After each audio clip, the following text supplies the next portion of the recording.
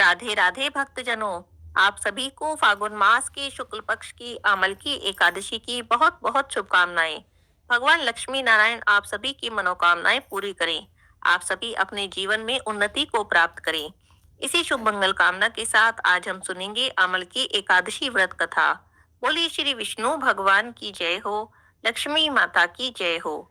एक समय की बात है, शौनक आदि 88,000 ऋषियों ने श्री सूत जी महाराज को प्रणाम किया और उनसे पूछा, हे सूत जी महाराज, आप हमें फागुन मास के शुक्ल पक्ष की एकादशी के बारे में बताएं। इस एकादशी के व्रत का क्या विधान है और ये व्रत कैसे रखा जाता है। तब श्री सूत जी महाराज ने कहा, हे विप्रो, आप सबने बहुत ही सुंदर प्रश्न किया है। मैं आपसे फागुन मास के शुक्ल पक्ष की एकादशी के बारे में विस्तार से बताता हूँ। प्राचीन काल की बात है, महान राजा मानधाता ने भी वशिष्ठ जी से ऐसा ही प्रश्न किया था। मानधाता जी ने कहा, हे वशिष्ठ जी, यदि आप मुझ पर प्रसन्न हैं, तो किसी ऐसे व्रत का विधान बताएं जिससे मेरा कल्याण हो। तब महर्षि वशिष्ठ जी ने कहा, हे राजन, सब व्रतों से उत्तम और अंत में मोक्ष देने वाला आमलकी एकादशी का व्रत है। राजा मानधाता ने कहा, हे ऋषिवर, आमलकी एकादशी के व्रत की उत्पत्ति कैसे हुई और इस व्रत के करने का क्या विधान है। हे वेदों के ज्ञाता, आप मुझ पर कृपा करें और सारी बात मुझे विस्तार से बताएं।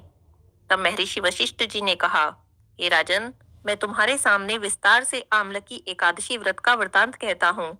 यह व्रत फागुन मास के शुक्ल पक्ष की एकादशी को किया जाता है और इस व्रत के प्रभाव से सभी पाप नष्ट हो जाते हैं। इस व्रत का पुण्य 1,000 गोदान के फल के बराबर है।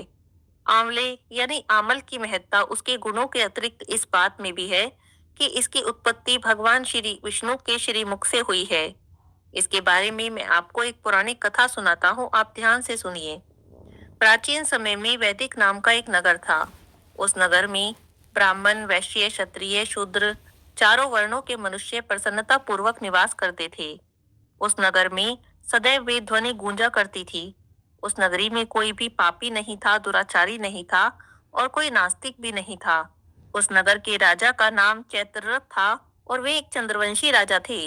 उच्च कोटि के विद्वान और धार्मिक प्रवृत्ति के व्यक्ति थे। उनके राज्य में कोई भी निर्धन या लोभी नहीं था। उस राज्य के सभी लोग भगवान विष्णु के भक्त थे। वहां के छोटे बड़े सभी निवासी प्रत्येक एकादशी का उपवास करते थे।